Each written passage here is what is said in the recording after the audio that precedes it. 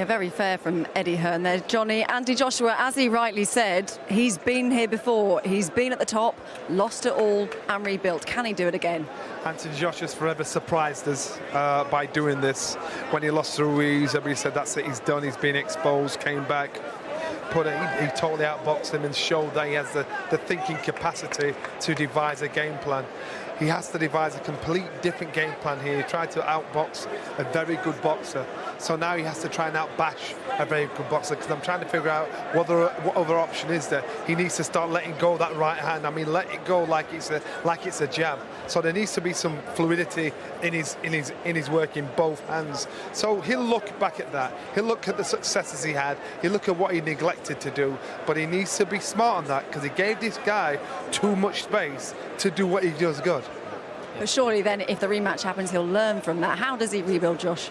Well, the only way I think Joshua wins that fight in the rematch is if he does what I said before, is uses his size and his strength and bullies him, and uses his natural ability and sort of size and strength to bully him and pressure him and sort of make it hard night, a physical night, kind of like what Chisora did against him. But I think Joshua's shown his boxing abilities now. I don't think he's going to improve much more or improve any more in terms of boxing ability-wise. I think his best chances is going straight full steam ahead and trying to overwhelm him and outpower him and wear Usyk down. But I can't see that happening either, because then Usyk's very clever. And he could adjust and walk him into shots as well. So I think Usyk wins that fight 10 times out of 10. Joshua's trainer, Rob McCracken, has been, as we all know, very busy with the Olympians out in Tokyo. Do you think that could have affected his preparations at all? No, I mean, you know, he's a career professional. He's been in the game long enough to know what to do with or without his trainer. So yeah, that's not an excuse that he's going to use to why he didn't perform the way he performed. It just wasn't his night. You can't win them all.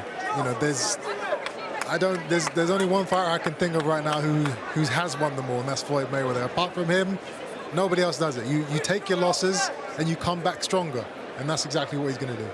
Where does Usyk fit in the heavyweight picture now, in that top 3, top 5, Johnny? Well, he's nudged himself right in there, without a doubt. So now the argument is, you know, he's nudged number in Anthony Joshua. So now you're thinking, does he beat the likes of Wilder? Does he beat the likes of Fury? Does he beat the likes of Dillian Whyte? We don't know, because it's all different styles that make different fights. Yeah. And as I said, physically, this fight was physically easier for Usyk than the Chisora fight, even though he beat Chisora, because Chisora tried to manhandle him and wrestle him. Would it be different if he boxed Dillian Whyte? Would it be completely different if he boxed Tyson Fury, because they're both boxers now? So and then you've got to look who's more natural boxer.